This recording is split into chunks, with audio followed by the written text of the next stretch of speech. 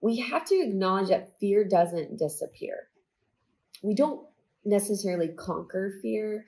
Fear will always be there. The difference is it doesn't have to lead your life.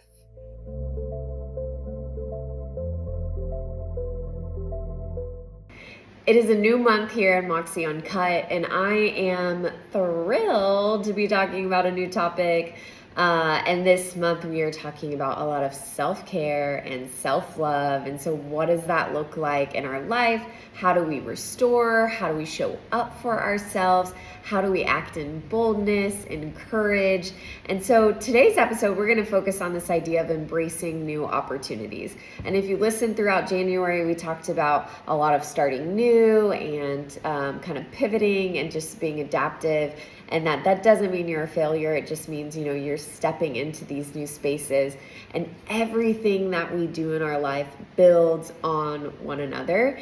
And so I am excited. I feel like I say that a lot in this podcast, but I am really excited to talk about this change and what it looks like when we step off the sidelines and step into the change that we want to see in our life.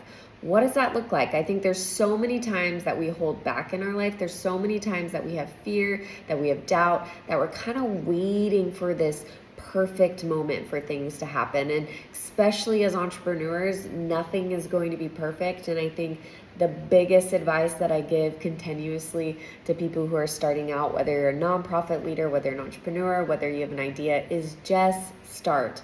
You're not going to have a framework that's going to be perfect. And until you step into those opportunities, until you have experience, will then you be able to learn from it and grow from it and change and adapt from it. And so let's not hold back. Let's not have fear and doubt let us hold back. But what if we looked ahead of ourselves and we saw opportunity in front of us and we said, man, what if I was willing to step into that? What would that look like? My biggest story, of course, is selling everything and moving overseas. And I think that was, of course, still probably one of the biggest moments in my life where I said yes to something that absolutely didn't make sense. But I saw it. I saw the vision. I think the Lord has really blessed me with vision. He's blessed me with a peace that I can feel in my spirit, and I have discernment in that, and I lead with that. And I think I want to encourage you guys. This episode, I want to stand firm and encourage all of you listening to listen to that still small voice inside of you. Whether that is the Holy Spirit and you are a faith-driven individual, or whether that is just something in your gut and your intuition that you need to step forward into that. I want you to listen to that, because we are so smart. We are smarter than we allow ourselves to get credit for. The Lord has given us so many talents and abilities, and I think sometimes we downplay that. Maybe that's because we want to act in humility, or we've always felt weird with getting accolades or praise. But I want to encourage you to trust your intuition, trust your gut, listen to the still small voice, and ask yourself, what if the opportunity is already in front of me and that's what I'm missing? Like, what am I missing there? What if the opportunity is already there, and what if all I'm missing is the willingness to step into it? What would that look like, right?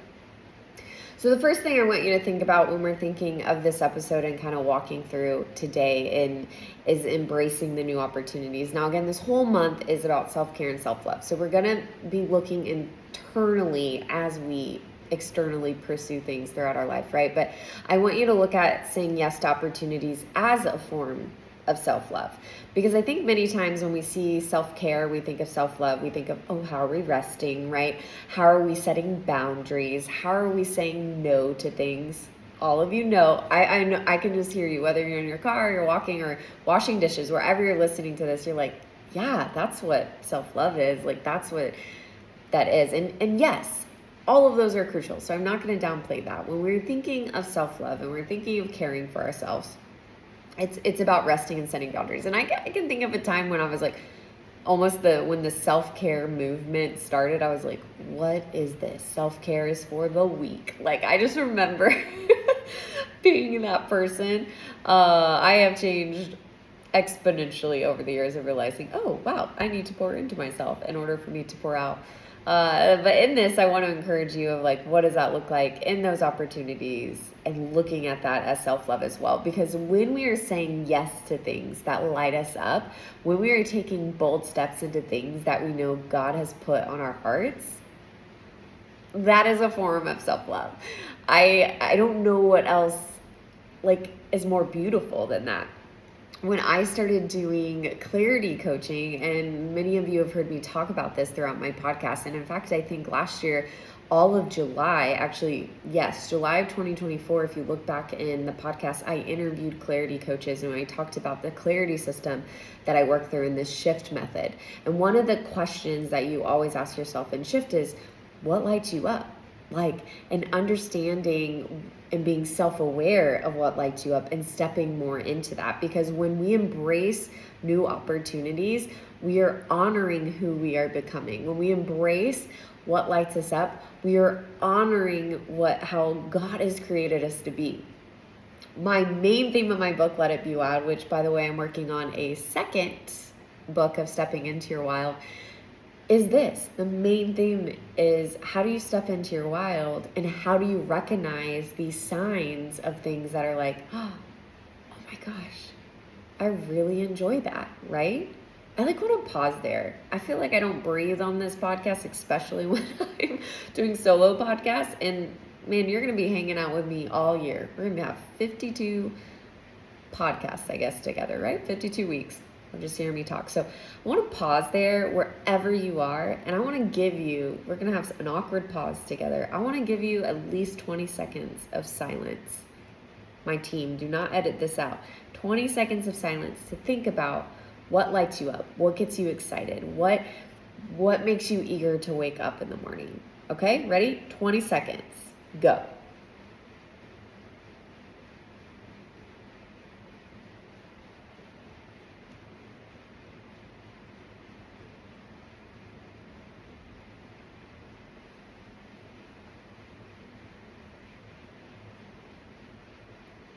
Ooh. Okay, that was actually harder for me to just stare at myself for 20 seconds. But I hope you thought of that, like, what is lighting you up? And I want you to always understand that you were created with these unique talents that only you have. Something that I tell my students in our leadership class that I teach at the university is, when I'm teaching on StrengthsFinder, I talk about the Clifton StrengthsFinder, and that you are made with these strengths that only you have inside of you. And we grow up in a world, in a society that says you can be whatever you want to be. And the biggest advice I give to my students is, you cannot actually be whatever you want to be, but you can be more of what you already are. Meaning, if you understand your strengths, if you understand your talents, if you understand what lights you up, and you continue to push into that, you can be more and more of it, and you can refine, and you can get better, and because you already have those innate talents inside of you. So step into that wild, step into those talents, and understand that you were created, you were a craftsmanship, made beautifully in his image and made by God. And I mean, you can find that in Ephesians 2:10, where it's talking about, for we are God's handiwork, right? And that he created us to do good works. He created us beforehand and prepared us beforehand to go out in this world and do good works. And so I don't want you to hesitate. I don't want you to hesitate stepping into the good things that God has for you, stepping into, like, being bold and courageous and stepping into new opportunities. Because I think a lot of times, again, self-care, when we're thinking of, oh, I need a rest, oh, I need to set boundaries, oh, I need to say no, sometimes that closes the door on new opportunities. But I'm going to go back to trusting that still small voice inside of you. Are there other things that you need to say no to in order to step into new opportunities, so that you can still set boundaries and you can still stay healthy and you can still not have burnout, but that you're stepping into a place that is allowing you to be lit up, and you're stepping in a place of your true talent? So I want you to think about that a little bit. This is all about reprioritizing your life. This is all about different chapters in your life. There are moments in my life that I couldn't step into certain opportunities because I had babies and newborns, and I couldn't have those rhythms. But there were other rhythms I could have that still lit me up in that stage.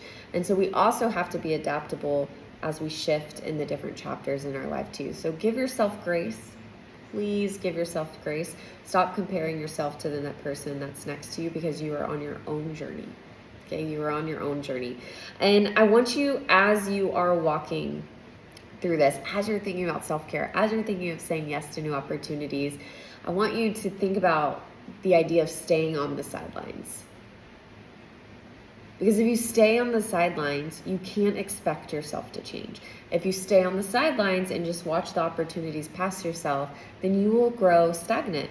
You won't change and you won't move. So how are you boldly using your voice to create the change you want to see?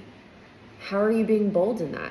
How are you stepping up for yourself? Whether this is in your careers, whether it's in your relationships, whether it's in your faith or your personal growth, there are areas in your life that you want to continue to be bold in and step in. These are things that we set in the beginning of the year. Every year we're like, oh, what is our new rhythms? I don't say resolutions because resolutions have an end, but what are new rhythms you want to set in your life? And I do this at the beginning of the year. Most of us do this. We sit down and we set intention and we look at, okay, what are some goals that we have?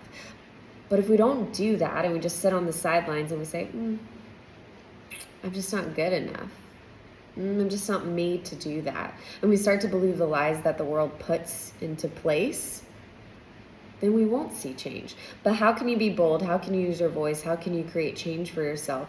Because again, whether there's different facets of our life, again, career, personal goals, family, whatever that might be. But sometimes we sit there. Sometimes we sit there and we wait for permission. But what if the only permission we need is for ourselves? What if the only permission we need is our own? Because my biggest barrier, my biggest critic is me. It's most of you as well too. There is no one else in this world that can say, that can, again, be the harshest boundary, the harshest barrier than myself, right? So how do we give ourselves permission to move forward? And how do we give ourselves permission to speak boldly into our next steps? This is a word, I do want to talk about this because I think this is a word that most people, especially in the faith space, find we're going to say interesting or indifferent. So this word about manifestation. I truly believe that when you speak out your truth, and we can call this manifest it, you'll see it come to fruition. Now, whether you want to call it manifestation, whether you want to call it a different term, for me, I just call it speaking your truth. And a lot of times we allow it to just stay in our head, stay there, and we don't speak it out. Again, mainly because we might be scared if we do. But if we actually have the boldness in our voice to speak out what we want to see in our life, and we dedicate that with gratitude to God, I say it in a prayer. You can say it in a mantra, you can say it in a prayer. And my daily, I don't have a daily mantra, I have a daily prayer. And that's that, one, I want to make sure that I always battle complacency, that I always seek good, that I am always transparent, that I always keep my eyes on Jesus, that I'm transparent and loving and kind. And this is a mantra and prayer that I give every day of being kind in this world and knowing that I'm giving myself permission to set goals and set really large, audacious goals that I know sometimes seem impossible, but are possible with God. And so what are those things that we want in our life? And can you give yourself permission today to say it out loud and be courageous a little bit with your voice? I also want to acknowledge one last thing as we're kind of coming to the end of our short episode here. I always say these are going to be like 10 minutes and they end up being 20 minutes, but I want to talk about fear because I keep always saying I believe fear is this sometimes anomaly a little bit, but we have to acknowledge that fear doesn't disappear. We don't necessarily conquer fear. Fear will always be there. The difference is it doesn't have to lead your life. Okay, fear will always be there. It doesn't have to lead your life. Fear is very normal. That's a very normal human tendency to have, to be anxious, to be a little bit fearful. And we're going to feel this, especially when we're stepping into something new. But it doesn't have to take the driver's seat. It doesn't have to drive your life. So what if instead of seeing fear as this stop sign, we saw it as a sign of moving towards growth? When we step into new opportunities, which again can be seen as self-love, because these new opportunities shouldn't be just new opportunities that drain us. They should be new opportunities that light us up, right? When we step into those spaces, it's new and there's change, and that's uncomfortable sometimes, but it's also really exciting, right? And so we don't have to see that feeling of fear as, ooh, I have to stop, I can't step into that. But what if we saw it as permission, right? Permission to move forward, because we knew we were going to grow in that experience, and we were going to continue to become and who we were always made to be. The difference between those who create change and those who stay stuck isn't the absence of fear, it's the decision to act anyway. I mentioned a couple episodes ago too about this keynote I used to give about living a fearless life, and I want to repeat it. Living a fearless life does not mean there's an absence of fear. It means you just continue to step through it. You continue to walk through it, and it's still there, but you're courageous enough to continue to take steps forward because you know exactly in your gut, and that still small voice, those are the steps you need to be taking. So I want us to consider that. I want us to not grow timid in that. I want us to be bold and courageous in that. As a woman of faith, I know that God has given this beautiful power within, that I'm not meant to shrink back. The world is not supposed to diminish me. I am supposed to shine very bright. And so I want to encourage you to shine bright. I want to encourage you to say yes to new opportunities and know that that can be a form of self-love. I want to encourage you this week to boldly use your voice so that you can change what you want to see in your life. I don't want you to be afraid of saying it out loud and be afraid of what could be. And I want you to know that fear will always be there, but it doesn't have to lead your life. So what's the opportunity right in front of you? What are you maybe being hesitant on? And can you look this week and take one bold step towards it? And maybe it's one bold baby step towards it. But can you look at that and take one bold step and say, okay, I am taking one bold baby step or one bold leap towards this because I know it is an act of love towards myself. And it's an act of love towards myself because I'm saying yes to something that really fills myself and really feeds my soul. So my last question I'll leave you with, and what I do in all my clarity sessions and when I go over shift, is what's lighting you up today? What gets you excited? What makes your eyes sparkle when you talk about it? And start following things within that. And maybe it's just like the laughter from your child. That's lighting you up. And every little breadcrumb of the things that light you up are going to lead you to larger opportunities of what you are made to always be, and what you are aligned to be, and what God has created you to be. So I hope that encourages you guys this week. And as always, if this episode is encouraging, please share it with friends. Advocate for Moxie Uncut and the rawness and the truth that is being shared here, from one friend to another. Moxie On.